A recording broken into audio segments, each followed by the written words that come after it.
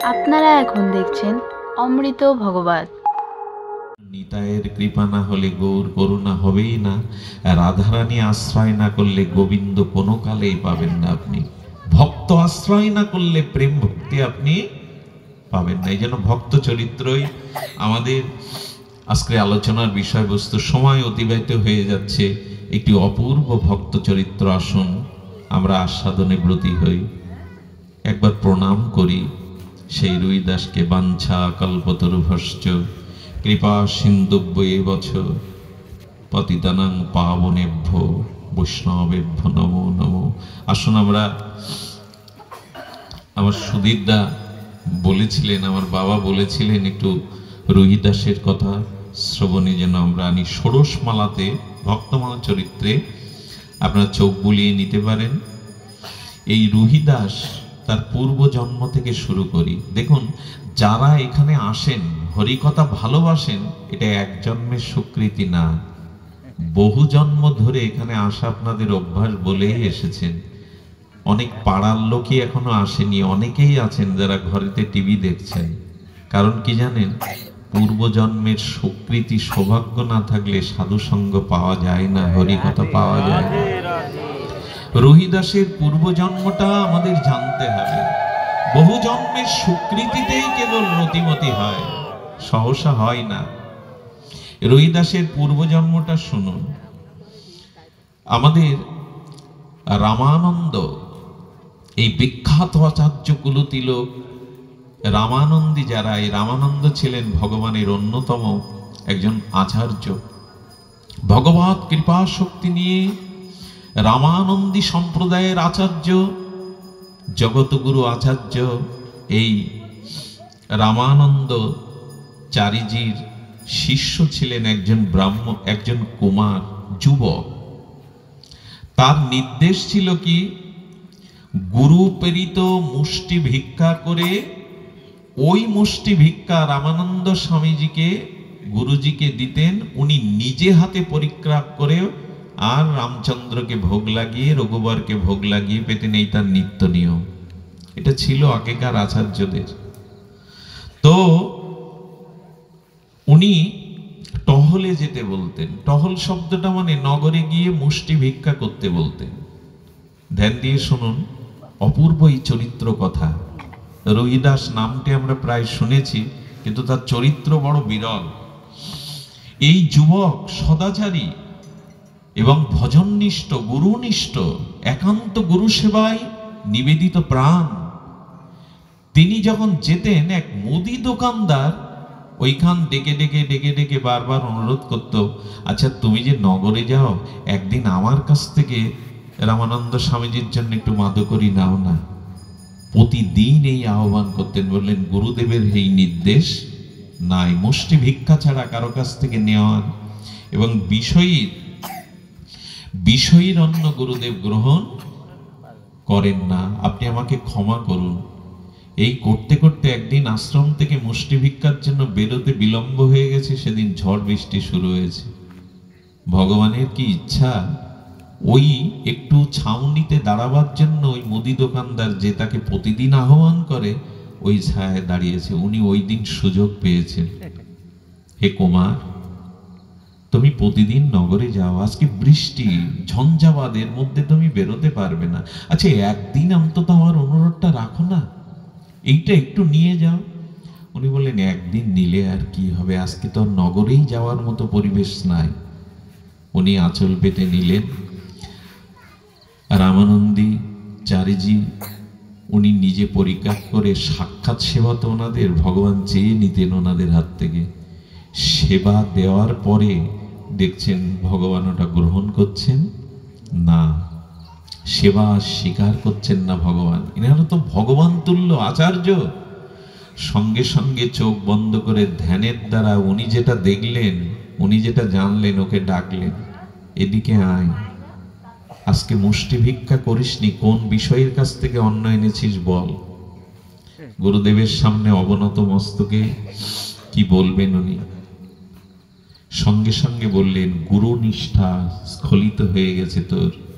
গুরুদেবের আজ্ঞা, গুরুদেবের নিষ্ঠা তোর নাই। আমি অভিসম্পদ করছি, এই মুহূর্তে তোকে ত্যাগ করছি। চিন্তা করুন, তুই দলিত ঘরে, মুচির ঘরে, কতটা অপরাধ নেবেন না, বলেন এখানেই তুই জন্ম নিয়ে এই স্খলনের প্রায়শ্চিত্ত কর। যা। যাওয়ার আগে বললেন তোর অপরাধটা শুনবি না, তোর অপরাধটা শুনবি না? বললেন শ্রী গুরুদেব। বললেন ওই মুদি দোকানদার না, এক শেঠের সন্তান হয় না, অনেক ধনী, সব সাধুদের কাছে গেছেন, কিন্তু বলেছেন আর রামানন্দ স্বামীজিকে যদি একটু সেবা করাতে পারেন, ওনার আশীর্বাদ হলেই কেবল আপনি নিঃসন্তান সন্তান পেতে পারেন, আপনার সন্তান যোগ নাই। কিন্তু ভগবত উত্তম মহাপুরুষ রামানন্দচারীজি, ওনাকে যদি কোনো কিছুর মাধ্যমে একটু সেবা করাতে পারেন, আপনার ইচ্ছা পূর্ণ হয়ে যাবে।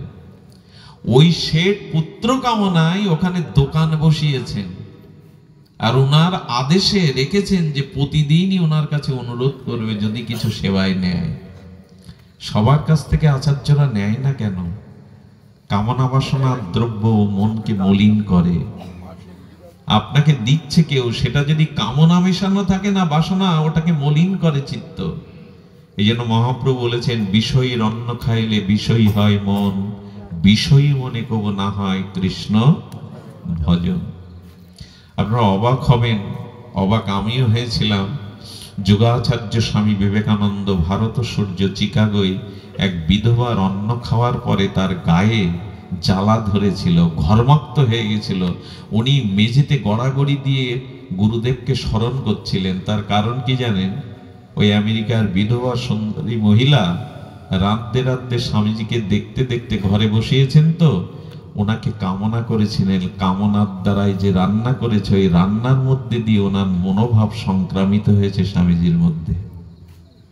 উনি হোটেল থেকে ছুটে এসে যেখানে থাকতেন, মা চরণে পড়ে বললেন, মা, মন থেকে এই ভাব দূর না করলে আমি শান্তি পাচ্ছি না মা।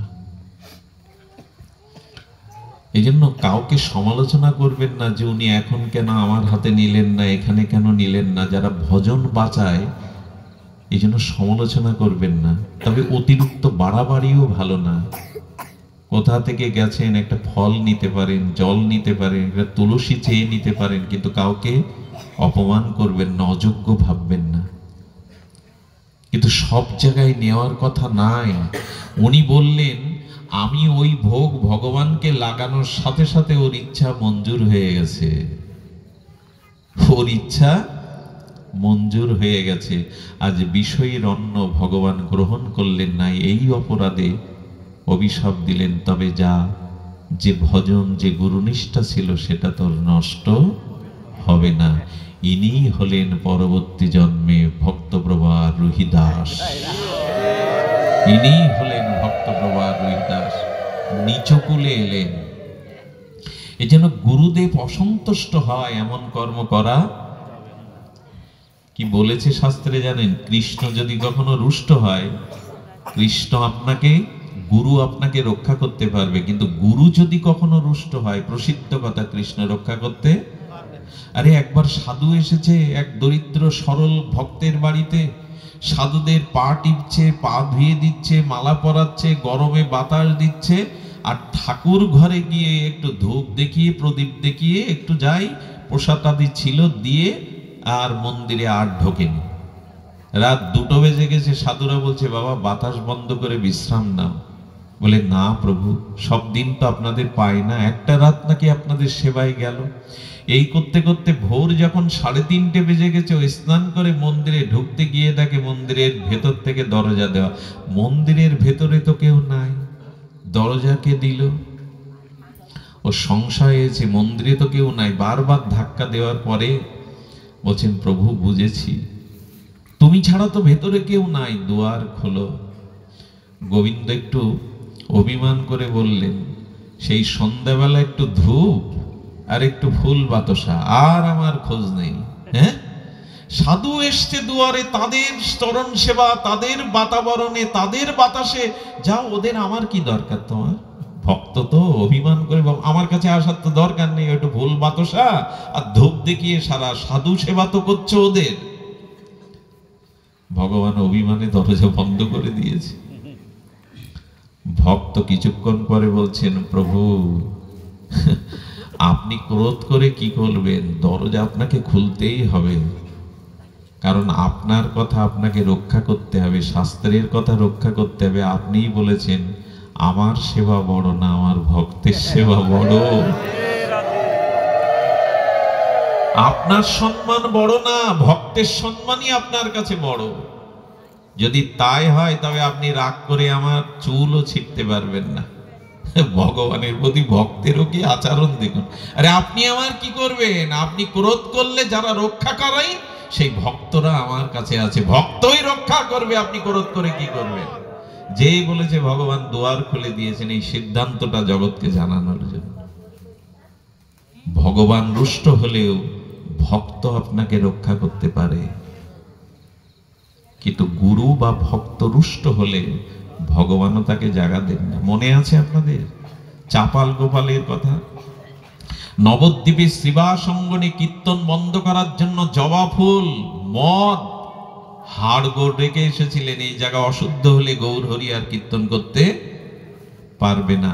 ইনার গায়ে কুষ্ঠ হয়, এই ব্রাহ্মণ চাপাল গোপালের গায়ে কুষ্ঠ হয়।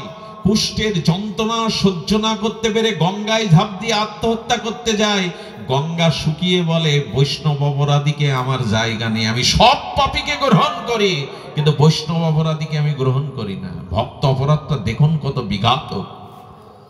উনি কাশীতে গেলেন, ভগবান শিবের মতো করুণা কার আছে? কাশী বিশ্বেশ্বর, কাশী বিশ্বনাথ বললেন, আমি তোর জায়গা দেব না, তুই বৈষ্ণব অপরাধী। একবার ভাবতে পারেন? মহাপ্রভু বললেন, আমি কোটি জন্ম তোকে পচিয়ে মারব। বাবা আমি বলছি আপনি সরে যান, বাবা একটু অন্যদের বসার জন্য একটু এগিয়ে আসুন, কৃপা করুন, একটু করুণা করুন, একটু এগিয়ে আসুন, একটু এগিয়ে আসুন, অনেকে কষ্ট পাচ্ছে। তো শুধু ভক্তগণ, মহাপ্রভু বললেন, কোটি জন্ম আমি তোমাকে এরকে নারকীয় যন্ত্রণা দিয়ে মারবো, ক্ষমা নেই। প্রভুর চরণে পড়লে নিতাই চাঁদ বলে দিলেন, যাও, যার চরণে অপরাধ করেছে শ্রীবাসের চরণ ধরো। কে রক্ষা করে? ভক্তই রক্ষা করতে পারে। আমরা অনেকেই ভগবানকে খুব গুরুত্ব দেই কিন্তু ভক্তকে গুরুত্ব দেই না। বাবা একটু আস্তে, আমি ভাব হারিয়ে ফেলি। দেখুন, এক রাজা, খুব অপূর্ব কথা, আজকের অনুষ্ঠানে একটি সার কথা। এক রাজা তার এক ব্রাহ্মণ আচার্যকে খুব ভালো লেগেছিল। এত ভালো লেগেছে, রাজা বলতেন, আপনি প্রতিদিন কৃপা করে একটু দর্শন দিয়ে যাবেন। যেই আসতো মন্ত্রীদের বলতো, উঠে দাঁড়াও, ওনাকে সম্মান করো, শঙ্করধ্বনি করো। এই করে তাকে পাশে বসাতেন, মুক্তা দিতেন, মালা দিতেন, আর বলতেন, আপনি আমার জীবন সর্বস্ব। একবার রাজার পাশে বসাতেন। কিন্তু মানুষ যদি অতিরিক্ত সম্মান পায় না যোগ্যতার থেকে বেশি, তখন তার অহংকার কাজ করে। ও যখন রাজপুরীতে ঢুকতো, এটাও ভক্তমালের চরিত্র কথা, তখন মন্ত্রীরা প্রণাম করতে গেলে দুর্ছাই করতে, আরে রাজা সম্মান করে, তোমাদের সম্মান কি নেব? কাউকে আশীর্বাদও করতেন না, প্রণাম, আরে রাজা আমাকে মানে তোমরা মেনে কি করবে, যাও সাইড দাও। আচ্ছা, এইভাবে করতে থাকলে মন্ত্রী যারা, রাজার পার্ষদ যারা, তাদের ভালো লাগে অপমান করলে? ওরা সবাই মিলে মিটিং করলেন।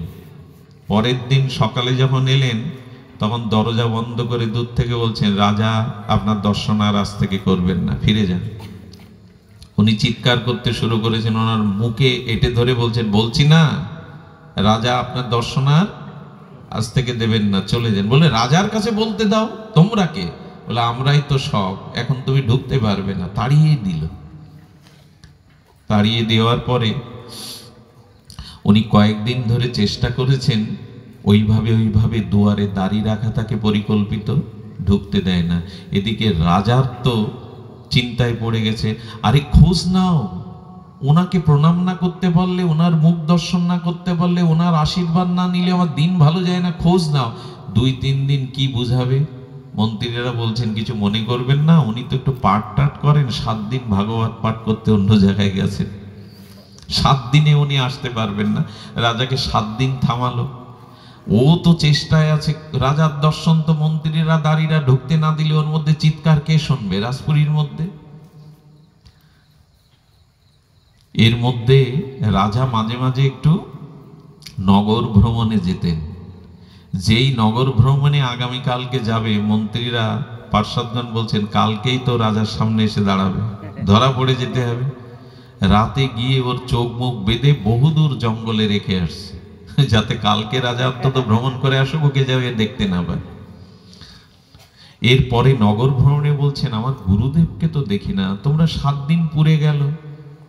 তখন একটু নকল কান্না কেটে বলছেন আর বলবেন না, আপনার গুরু মহারাজ ইহলোক ত্যাগ করেছেন, উনি আর বেঁচে নেই।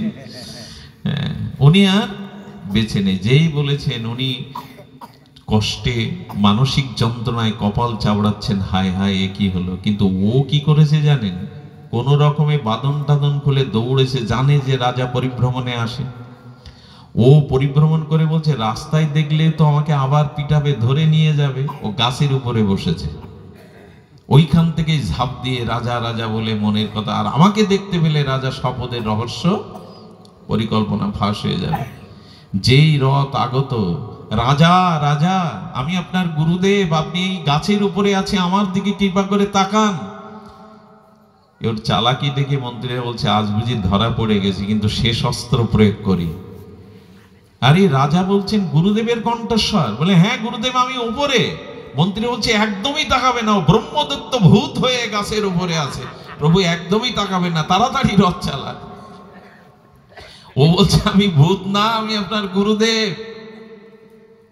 এরপরে এই ব্রাহ্মণ গুরু অনুভব করলেন আমাকে রাজার কাছে পৌঁছাতে গেলে এদের সন্তুষ্ট করতে হবে, এদের আনুগত্য নিতে হবে, না হলে ওরা আমাকে ভূত বানিয়ে ছাড়বে। সংকেতটা কি বলার ছিল, ভগবানের কাছে ডাইরেক্ট যেতে যাবেন না, ভগবানকে খুব আদর যত্ন প্রথমে করতে যাবেন না, পৌঁছাতেই পারবেন না। ভক্তমালের চরিত্র, কোন দিন ভক্ত অনুগ্রহ কৃপা ব্যতীত ভগবানের দুয়ারে আপনি যেতে পারবেন না। এদের ভালোবাসুন।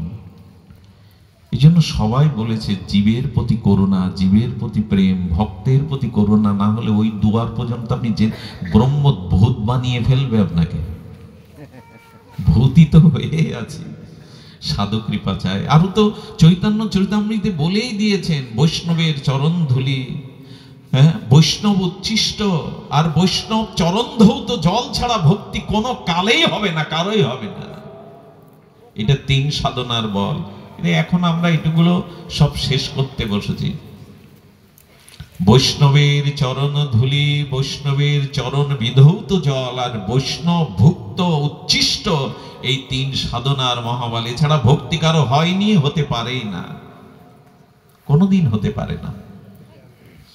এই জন্য এইসব যুক্তি তর্ক শিখেই তুলে রাখুন। গুরুদেবের পায়ে জুতো নেই, এর জীবাণু চারিদিকে, ওই জল খাবো।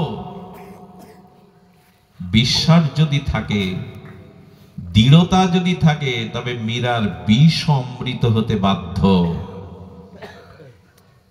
মীরার বিষ, ভগবান শিব হলাহল বিষ উঠল সমুদ্র মন্থনে, সেই বিষ যখন পান করছেন, পার্বতী এসে হাত এঁটে ধরেছে। এখানে ব্রহ্মা আছে, বিষ্ণু আছে, দেবগণ আছে, আপনি কেন কালকূট বিষ নিতে যাচ্ছেন শঙ্কর? এই কালকূট বিষ জগৎ পুড়িয়ে দেবে। আপনি সুস্থ থাকবেন না, আপনি পান করেন না। কি বললেন জানেন শঙ্কর? ভগবান কূর্ম অবতারে এই সমুদ্রের মধ্যে এসে পৌঁছে, যে কূর্ম অবতারে ওই যেটা ধরে রেখেছিলেন মন্থনের যন্ত্র, বলে ভগবানের অভিষেক হলে সেই অভিষেকের জলকে কি বলি আমরা, বলুন একটু? চরণামৃত। তা কূর্ম রূপে ভগবান সমুদ্রের মধ্যে আছেন, মানে সমুদ্রের জল অমৃত হয়ে গেছে। ওতে বিষ কোথায়? ওতে বিষ কোথায়? ওটা যখন পান করলেন ভগবান শঙ্কর হলাহল, আচ্ছা ওনার কণ্ঠটা নীল হলো, কণ্ঠ পর্যন্ত থেমে গেল কেন? লাঞ্চে যেতে পারিনি, বুকে যেতে পারিনি।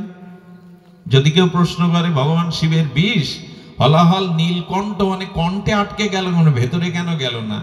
পার্বতীকে বলেছিলেন আমি তো চরণামৃত পেয়েছি, আর বিষ যাওয়ার ক্ষমতা রাখে আমার হৃদয়ে তো রাম নাম, আমার হৃদয়ে তো ভগবানের নাম, ওখানে কি করে বিষ ঢুকবে? উনি একটা অদ্ভুত কথা বলেছিলেন, বিষ আর রাম বারবার উচ্চারণ করলে কি হয়? বিষ রাম কি হয়? বিশ্রাম। বলে যার হৃদয়ে ভগবানের নাম আছে, ভগবান আছে, সেখানে বিষ ও বিশ্রাম পেয়ে যায়, বিষ ও বিশ্রাম পায়, বিশ্রাম নিয়ে নিল। আমাদের বুকেও কামনা বাসনার বিষ, যন্ত্রণার বিষ, এই বিষও আপনাকে মুক্ত করবে যদি ভগবান হৃদয়ে থাকে, ভগবানের নাম আপনার হৃদয়ে থাকে। তো ভক্তকে আগে আশ্রয় করুন, ভক্তই আশ্রয় তত্ত্ব। বারবার হয়তো একই কথা পুনরাবৃত্তি করছি যাতে আপনাদের হৃদয়ে এই সিদ্ধান্তটা স্থায়ী হয়। চলুন, রুইদাস জন্ম নিলেন, কিন্তু যেখানে জন্ম নিলেন ওনার কিন্তু পুত্র বাসনা পূর্ণ হলো। যেখানে জন্ম নিলেন মায়ের দুধ আর টেনে খায় না। কারণ কি জানেন? গুরুদেবকে সেবা করতে ব্যর্থ হয়েছে, অপরাধ করেছে, আমি কোন মুখে সেবা নেব? ওই স্মৃতি গুরুদেবের কৃপায় তার আছে। যখন দুধ পাচ্ছেন না, কতক্ষণ মাতৃদুগ্ধ না পেলে সন্তান বাঁচে, তখন তো আর কটু দুধের ব্যবস্থা হয়নি। তো চারিদিকে খবরটা পড়ে একটা শিশু দুধের অভাবে মারা যাচ্ছে অপুষ্টিতে। এই কথাটা ধীরে ধীরে, উনি তো ওই অঞ্চলের পরম আচার্য প্রভার রামানন্দাচার্যজির চরণে গিয়ে এই গরিব পিতা বলল, আমার শিশুকে বাঁচান, নিচুকুলে জন্মেছে, আপনার কাছে আসবার কোনো যোগ্যতা নেই, কিন্তু আমার সন্তানকে বাঁচান, আপনি কৃপা করলে, আপনি কৃপা করলেও বেঁচে যাবে। হঠাৎ ওনার মনে ইচ্ছা জাগলো, উনি কোথাও যান না, হঠাৎ মনে করলো চলো তো। মনে তো জাগবে, উনি তো ওনার জন্যই অপেক্ষা করছেন। সামনে গিয়ে যেই দাঁড়িয়েছেন, গুরুদেবকে দেখে দুই নয়ন দিয়ে অশ্রু বইছে, এসেছো গুরুদেব, কতদিন তোমার চরণ সেবা থেকে বঞ্চিত, কৃপা করো। গুরুদেব দেখেও চিনতে পেরেছেন, কোলে তুলে নিলেন, আদর করে বললেন, এসেছিস? যেই মাথায় হাত বুলিয়ে দিলেন, কৃপা করলেন, বললেন আর কারো কাছে যাওয়া লাগবে না, এখনই ওকে দুগ্ধ দাও, ও দুগ্ধ পান করবে। ভগবানের নামের সাথে দুগ্ধ দিতেই পান করলো। গুরুদেব ইশারায় বলে গেলেন, ভজন করো, কৃপা করো। এই রুহিদাসের চরিত্র হয়তো আমি সম্পূর্ণ বলতে পারবো না, একটু অংশটা সারাৎসারটা বলি। এরপরে উনি কি করলেন জানেন? রাম নামেই ওনার রুচি, সাধুর সঙ্গেই ওনার রুচি, বৈষ্ণব সেবায় ওনার রুচি। ওই যে পূর্ব সংস্কার কাজ করছে। রামানন্দ স্বামীজি ওই দিনই কানে কানে তাকে মন্ত্র দিলেন, কৃপা, খুব ধ্যান দিয়ে শুনুন, মন্ত্র দিলেন, কৃপা দিলেন। সেই থেকে রাম ভক্তি তার হৃদয়ে। রঘুপতি রামচন্দ্র রাজীবলোচনকে তিনি বুকে নিয়ে ওই নামের মধ্যে থাকেন। সংসারে বিরাগ হবে বলে পিতামাতা অল্প বয়সে বিবাহ দিলেন। কাজ করে তো খেতে হবে, কি কাজ করে জানেন? জুতো সেলাই। ওদের আগেকার দিনে ওদের সম্প্রদায়ের এই কাজটাই ছিল প্রধান, জুতো সেলাই করে। কি করে জানেন? দুটো করে জুতো তৈরি করে, একটা বিক্রি করে যে অর্থ পায়, সেই অর্থটা বৈষ্ণব সেবায়, সাধু সেবায় দিয়ে দেয়। আর যেটা থাকে একটি জুতো বিক্রি করে, তার কিয়ত অংশ উনি নিজের সংসারের কাজে লাগান। কাশীর গঙ্গা তীরের অদূরে, একটু দূরে, কারণ গঙ্গায় বাস করার ভাগ্য নেই, নিজের ভিতরে দৈন্য, আমি দাস, আমি নীচ, তাই অনেক দূরে গঙ্গায় সাধুরা আসে। আমার দেখলে তাদের যাত্রা ভঙ্গ হবে, অশুদ্ধ বোধ করবে তারা। তার দূরে একটা কুঠির তৈরি করে ওই জুতো সেলাই করে, আর তার একমাত্র ভজন জয় সিয়ারাম, জয় সিয়ারাম, জয় সিয়ারাম। ভগবানের নাম করেন, জুতো সেলাই করেন। আর একটা অফার ছিল, অফার শব্দটা বলা উচিত না ব্যাসপীঠে। আর একটা অফার ছিল কি, বৈষ্ণবদের জুতো সেলাই করতে হলে উনি কোনো দক্ষিণা নিতেন না। সাধুদের জুতোগুলো আদর করে সেলাই করে দিলেন, কিন্তু দক্ষিণা।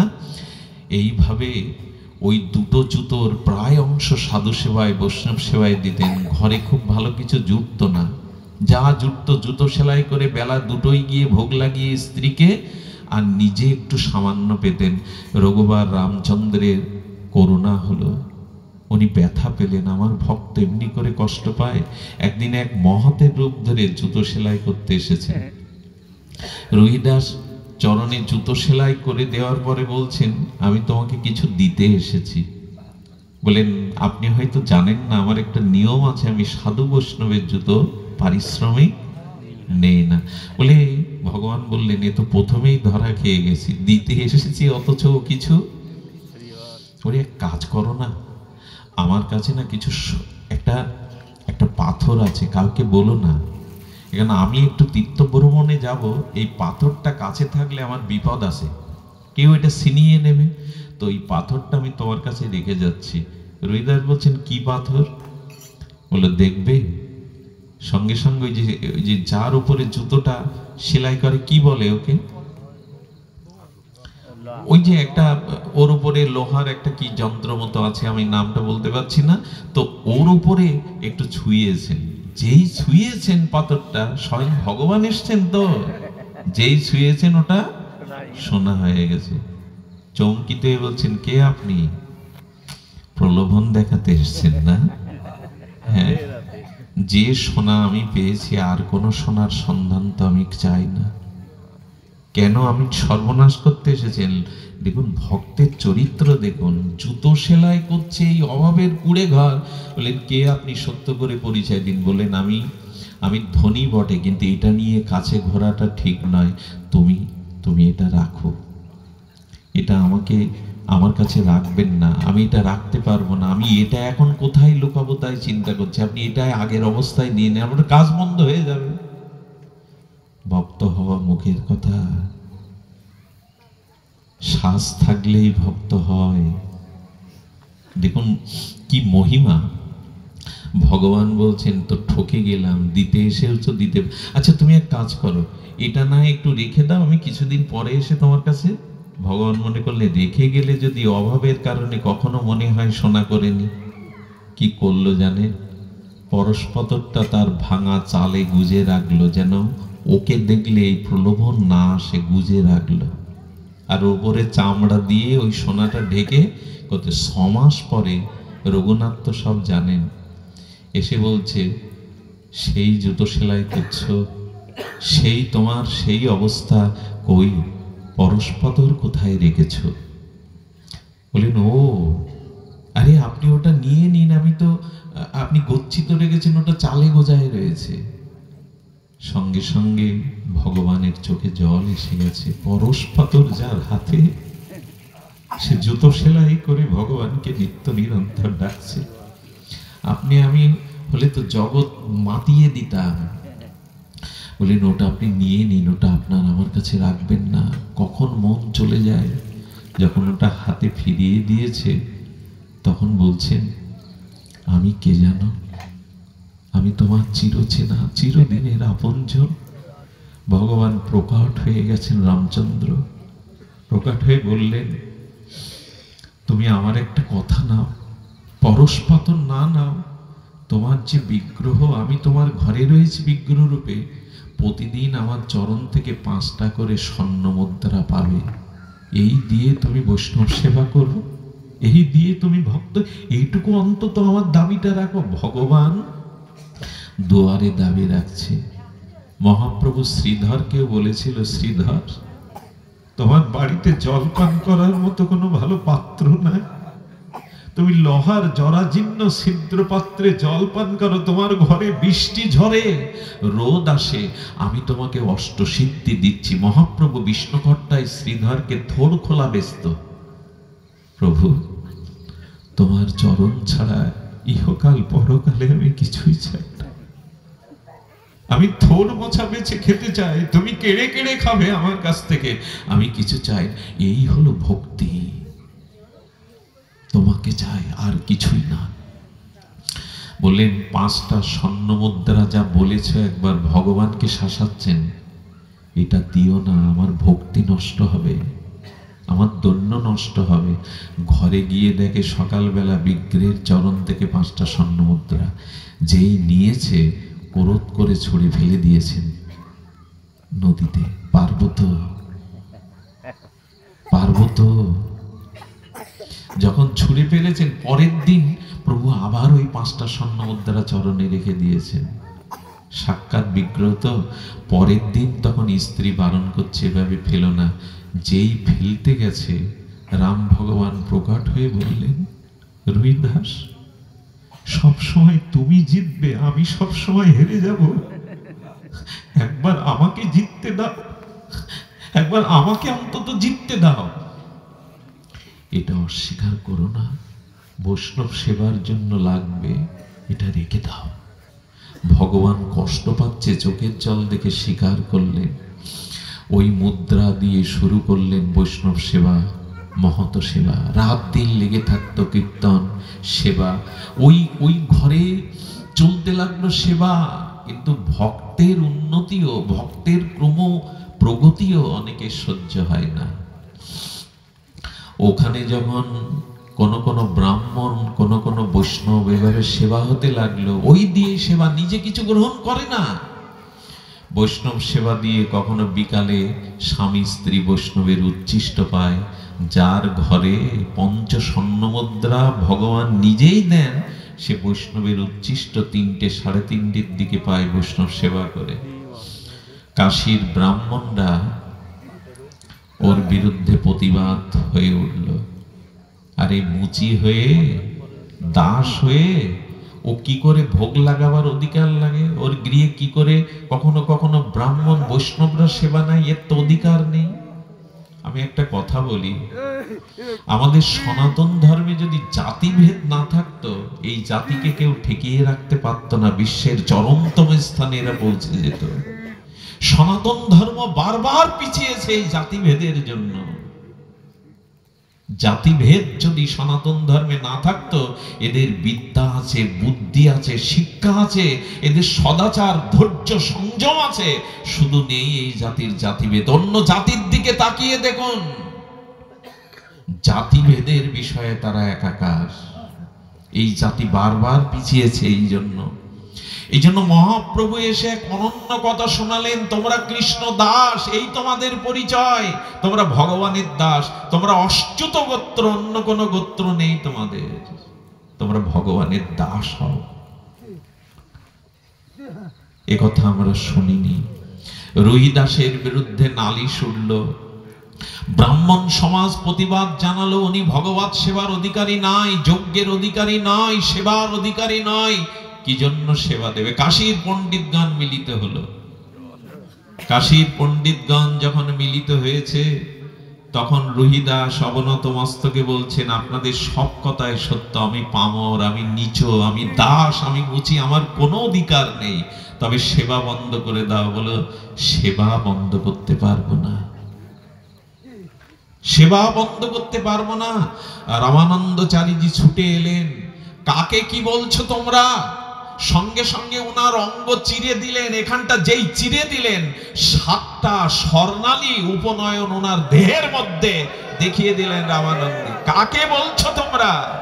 দাস, 7 জন্ম শুদ্ধ ব্রাহ্মণত্বের অধিকারীও। পণ্ডিতরা, ব্রাহ্মণরা মাথা নিচু করলেন। দেহের মধ্যে স্বর্ণালী 7টা উপনয়ন দেহের মধ্যেই। রুহিদাস নীরব, অযোগ্য মনে করেন নিজেকে। ভক্ত কখনো অভিমান করেন না আমি শ্রেষ্ঠ। অভিমান থাকলে তিনি ভক্ত হতে পারেননি। সবাই জেনে গেল রুহিদাসের মহামহিমা। কি বলবো আপনাদের, বড় অপূর্ব ভক্ত চরিত্র। এই কথাটি এক রাজার ব্রাহ্মণ পণ্ডিতের কানে গেল। উনি মাঝে মাঝে জুতোটা সেলাই করতে আসেন। একদিন বললেন, পণ্ডিত প্রভা, আমার একটা নিবেদন ছিল। আপনি যে গঙ্গায় যান গঙ্গা পূজা করতে রাজার হয়ে, ষড় উপচার নিয়ে, ধ্যান দিয়ে শুনুন, ষড় উপচার নিয়ে গঙ্গা পূজা যান। আমার একটা অনুরোধ, আমি আমার তো দেওয়ার কিছু নেই, মাকে এই চাপা সৌরি কলাটা গঙ্গাকে একটু আমার হয়ে আপনি দিয়েন। বলে, আপনি যান না কেন? বলে, আমি তো মুচি, আমি পামর, গঙ্গায় গেলে গঙ্গায় যে সাধুরা স্নান করে, আমাকে দেখলে তাদের ভজন নষ্ট হবে, তাই মার কাছে আমি যাই না। আপনি আমার হয়ে মা গঙ্গাকে এই চাপা সৌরি কলাটা একটু অর্পণ করে একটু দক্ষিণা দিয়ে দিলেন। ব্রাহ্মণ যেতে যেতে উনি ভেতরে ভেতরে উপহাস করছেন, আমি রাজার হয়ে ষোড়শ উপচারে পূজা করি, মা গঙ্গা গ্রহণ করে না, আর ওর এই চাপা সৌরি কলা নেবে। উনি মনে করেছিলেন গঙ্গার তীরে ওটা ফেলে দেবেন, কিন্তু যেহেতু উনি ভক্তি করেন, ওনার জুতা সেলাই করে কোনো দক্ষিণা নেন না, জুতো বানিয়ে দেন, ওনার মনে হয়েছে দিয়েছে যখন একটু গঙ্গায় ছুঁড়ে মারি না, একটু ছুঁড়ে মারি। সঙ্গে সঙ্গে হে মা গঙ্গা, ওই যে মুচিটা দাসটা তোমার জন্য কলা দিয়েছে, যেই ছুটতে যাবে কি বলবো আপনাদের, সঙ্গে সঙ্গে মা গঙ্গা ডান হাত বাড়িয়ে দিয়েছেন, গঙ্গা থেকে প্রকট হয়ে ডান হাত বাড়িয়ে দিয়েছেন। হাত বাড়িয়েছেন কেন জানেন? তুমি রুহি দাসের কৃপায় এ পর্যন্ত এসেছে, আমার হাতটা দেখবার অধিকারী ওর কৃপায়, কিন্তু আমাকে দর্শন করবার মতো ভাগ্য তোমার নেই। মা গঙ্গা বললেন, ছুড়ে ফেলিস না রে, আমার হাতে দে, আমার প্রিয় ভক্তের দ্রব্য আমার হাতে দে। ব্রাহ্মণ নির্বাক হয়ে গেছেন, বিস্ময় নেত্রে সেই হস্তের মা গঙ্গার, প্রকট গঙ্গার হস্তের শোভা দেখে বিমোহিত হয়ে গেছেন। মা মা এত অপূর্ব তোমার হাতের সৌন্দর্য। মা বললেন, এক কাজ কর রে, ওকে গিয়ে বলিস ও দ্রব্য আমি গ্রহণ করেছি, ও দ্রব্য আমি গ্রহণ করেছি। মনে আছে তো, অর্জুন এরকম কায়দায় পড়ে গিয়েছিলেন, চামড়া ঢাকা পুকুরে স্নান করবে না, রুইদাসকে নিমন্ত্রণ করতে যুধিষ্ঠির পাঠিয়েছেন, চামড়াটা সরিয়ে জল মাথায় নিতে দেখে মকর বাহিনী গঙ্গা অপেক্ষা করছে, রুইদাস কখন মালা পরাবে। ওই পচা চামড়া পচা ভক্তি কি জিনিস, মা মকর বাহিনী গঙ্গাকে ওই চামড়া ভেজা পুকুরে এনে দাঁড় করিয়েছে। এই হলো ভক্তের মহিমা। তো মা গঙ্গা হাতের বালা খুলে দিয়ে বললেন, যাও এটা রুইদাসকে দিও, আমার আশীর্বাদ স্বরূপ। মার হাতের, গঙ্গা মায়ের হাতের বালা ব্রাহ্মণ পণ্ডিত কি করলো জানেন? চেপেই দিল, আর রুইদাসের কাছে যায় না। একদিন ওনার অর্থের দরকার হলে এক সাকরার কাছে গিয়ে যেই দিয়েছেন, সাগরা ছোঁয়ার সাথে সাথে ওনার ভিতরে সাত্ত্বিক বিকারে বললেন, পৃথিবীর কোনো স্বর্ণকারের দ্বারা এইরূপ বালা করা সম্ভব না, আপনি এটা কত নেবেন? কি বেচবেন? আপনি বিক্রির জন্য এনেছেন? ওনার আলমারিতে যা ছিল সেই সময় ৩-৪ হাজার টাকা সব দিয়ে দিলে। কি পাগল নাকি? একটা বালার দাম সেদিনকার দিন হলে ২০ টাকা হতে পারে। বালাটা বুকে করে রেখেছেন। ওই নগর পিতা, এখন যেমন মেয়র বলে, নগর পিতার স্ত্রী আবার গয়না পরতে বড় ভালোবাসেন। নগর পিতার স্ত্রী ওই স্বর্ণকারের কাছে বালা কিনতে গিয়ে কোনো বালা পছন্দ হয় না, বললেন কিনেই যখন বসেছি এ বালা আছে, লাভ ছাড়তে দোষ কি? ১০,০০০ টাকা দাম হাঁকালো। বললো ১০ কেন, এরকম বালা তুমি ২০ চাইলেও তোমার দিতাম। বালাটা দেখে চমকিত হয়ে ওই মেয়রের স্ত্রী, নগর পিতার স্ত্রীর ওটা কিনে নিল। আর উনি মাঝে মাঝে আবার রাজার বাড়ি যান, বড় লোকের সাথে বড় লোকের সখ্যতা তো থাকবে। রানী ওটা দেখার পরে বলছেন, এই বালা আমার চাই, তুমি ১,০০,০০০ টাকা নিলেও চাই। রানী বালা নেওয়ার পরে রাজাকে বলছেন, কি ভালোবাসা হয় তুমি, এমন একটা বালা গড়িয়ে দিতে পারলে না, যাও এই বালাটা গড়িয়ে দাও, এখন আরেকটি বালা আমার চাই। কি বলবো আপনাদের, ওই মহিলার কাছে জানলেন আপনি বালা কোথায় পেয়েছিলেন, স্বর্ণকারকে ডেকে বললেন, এ বালা তুমি কোথায় পেয়েছো? আর একটা বালা হুবহু তৈরি করে দিতে হবে। বললেন, এ বালা আমি আর কোথায় তৈরি করবো, এটা কোনো শিল্পের দ্বারা সম্ভব না। কোথায় পেয়েছিল? বলে আপনার পুরোহিতের কাছ থেকে আমি কিনেছিলাম। পুরোহিতকে ডেকে বলছে, এ বালা তুমি কোথায় পেয়েছো? জীবন বাঁচানোর জন্য কি বলবে? বলে, এটা গঙ্গায় গিয়েছিলাম, পেয়েছিলাম, বিক্রি করেছিলাম। বললো, তাই যদি হয় এই বালা আর একটা তৈরি করো, নাহলে মৃত্যুদণ্ড তোমার। স্ত্রীর কথা রাখতে হবে, রানীর কথা। তখনই রুহিদাসের কথা মনে পড়েছে, বাঁচাও আমাকে। পূর্বের ঘটনা খুলে বললেন, মা তোমার প্রসাদ গ্রহণ করে এই বালা দিয়েছিল, রুইদাস প্রাণে বাঁচাও, আমি অন্যায় করেছি তোমার সাথে। উনি হেসে বললেন, তুমি আর একবার প্রসাদ দাও না। বলে, আজ আর তোমার প্রসাদ মা নেবে না, আজ আর হাত বাড়াবে না। তবে যখন ব্রাহ্মণ হেও কেঁদে পেড়েছে, ভক্তের দরদ দেখুন। ওই যে চামড়া ভেজাই যে থাকে না একটা পাত্র, চামড়াটা নরম করে, ওর মধ্যে মা গঙ্গাকে স্মরণ করলেন। কি বলবো আপনাদের, চামড়া ভেজানো পাত্রেই মা আরেকটি হাত বাড়িয়ে দিয়ে বালাটা দিয়ে দিলেন তাকে।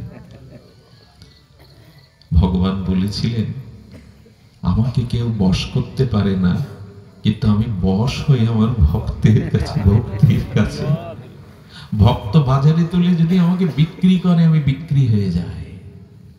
অহং ভক্ত পরাধীন। আমি বলেছি সামান্যই বলবো। ঘটনা আরেকটি ঘটে গেল, ঘটনা আরেকটি ঘটে গেল। একথা জানার পরে এক রাজা শিষ্য হয়েছিলেন রহিদাসের। রাজা শিষ্য হওয়ার পরে, ধ্যান দিন, রাজা শিষ্য হওয়ার পরে আপনারা ব্যস্ত হচ্ছেন কি? হচ্ছেন, কারণ অতিরিক্ত সময় নেওয়া উচিত না, কিন্তু আমি হারিয়ে ফেলেছি জানি না। একটু সামান্য সময়, অপরাধ নিয়েন না। তো রাজা চরণাশ্রয় করলেন।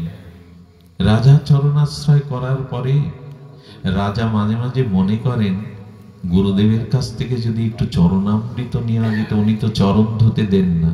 কি বলবো আপনাদের, একদিন ধ্যানস্থ হয়ে আছেন, রাম ভক্তিতে বিভোর হয়ে পেছনে রাজা বলছেন গুরুদেব একটু চরণামৃত যদি দিতেন।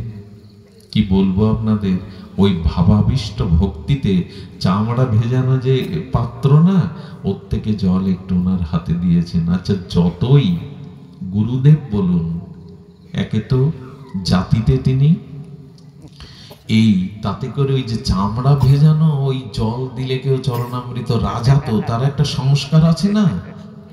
রাজা তখন মনে করলেন চরণামৃত গুরুদেব দিয়েছেন, ফেলেও তো দেওয়া, এটা মুখেও তো দিতে পারছি না। ওনার যে কোডের পকেট ছিল, কোট পরা, সেই পকেটে ওটা চুষে যাবে, ফেলাও হলো না, গুরুদেবও দেখতে পেল না, ওইটা দিয়েছে। বাড়ি গিয়ে কোট খুলতে গিয়ে দেখে ওর যে দাগটা, চামড়া ভেজানো দাগটা কোনায় রয়েছে। রাজার কোনো পোশাকে যদি দাগ থাকে মানায় কি? সঙ্গে সঙ্গে উনি ধোপাকে ডাকলেন, এটা বিশেষ করে কাজ পেঁয়াজ, এই দাগটা যেন না থাকে। আচ্ছা, রাজার আদেশ পালন করতে গিয়ে উনি যতবার ওটা মুছতে চেষ্টা করছেন, দাগ আর ওখান থেকে যায় না। উনি কি করলেন জানেন, বারবার কাচতে গিয়ে ডিটারজেন্ট দিয়ে যতবার চেষ্টা করছেন, যাচ্ছে না। শেষে মনে করেছেন ভিজিয়ে যদি দাঁত দিয়ে একটু চুষে নেই, যেই না ওই দাগে মুখ দিয়ে চোষণ করেছেন। কি বলবো আপনাদের, ধোপা তো লেখাপড়া জানা নেই, ভজন নেই, সঙ্গে সঙ্গে এই চরণামৃতের গুণাবলী ভেতরে প্রবেশ করে উনি বিমোহিত অষ্টসাত্ত্বিক ভাব বিকার হয়ে গেছেন। লেখাপড়া জানেন না, ভাগবত শ্লোক উচ্চারণ করছেন, কখনো নাম নেননি, ভগবানের নাম নিতে নিতে ধুলাই গড়াচ্ছেন, অশ্রু কম্প পুলক শ্বেত, অষ্টসাত্ত্বিক বিকারে বিময়। ওকে যাকে দেখে তার ভক্তি হয়, ওকে যে স্পর্শ করে সেও নামে মাতোয়ারা হয়ে যায়। ওনার স্ত্রী এসে বলল উনি কি উন্মাদ হয়ে গেছেন। কোটটা নিয়ে, রাজার কোট জেনে রাজার কাছে গেছেন, আপনি বাঁচানোর চিকিৎসা করুন, ও পাগল হয়ে গেছে, ও উন্মাদ হয়ে গেছে, ও কখনো গড়ায়, কখনো হাসে, কখনো কাঁদে, কখনো প্রেমে বিভোর হয়, আমি বুঝতে পারছি না কি রোগ হয়েছে। রাজা ওর লক্ষণ দেখে বলল, সত্য করে বলো কি হয়েছে তোমার। রাজা, আপনার পকেটের কোনো একটু দাগ ছিল, ওই দাগটা আপনার আদেশে তুলতে না পেরে আমি ওটা চোষণ করতে গিয়ে, যেই না চোষণ করেছে আমার মধ্যে এই ভাব, এই বিকার, আমি জানি না আমার কি হয়েছে, কিন্তু আমার আহার নেই, নিদ্রা নেই, প্রভুর নাম ছাড়া কিছু ভালো লাগে না। রাজা হাত জোর করে বললেন, ধন্য তুমি, অধন্য আমি। ঘরে দরজা দিয়ে কাঁদছেন আর বললেন, আমি এই অপরাধের ফলন আর কোথায় পাবো।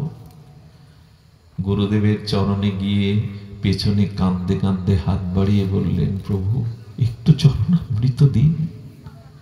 রবিদাস হেসে বললেন, কোটি জন্মও যদি আর নাও, এ কাজ আর করবে না, ওই দিন কাজ করত।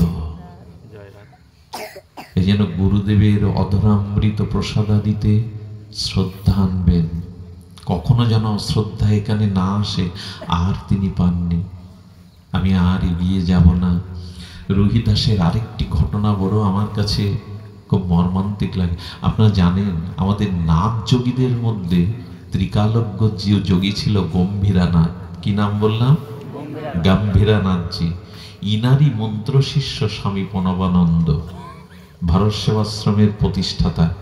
উনি একবার গিয়েছিলেন রোহিদাসের দর্শনে। তো রোহিদাসের দর্শন করতে গেলে রোহিদাস তাকে বলেছিলেন, আচ্ছা এক গ্লাস জল আমায় দাও তো।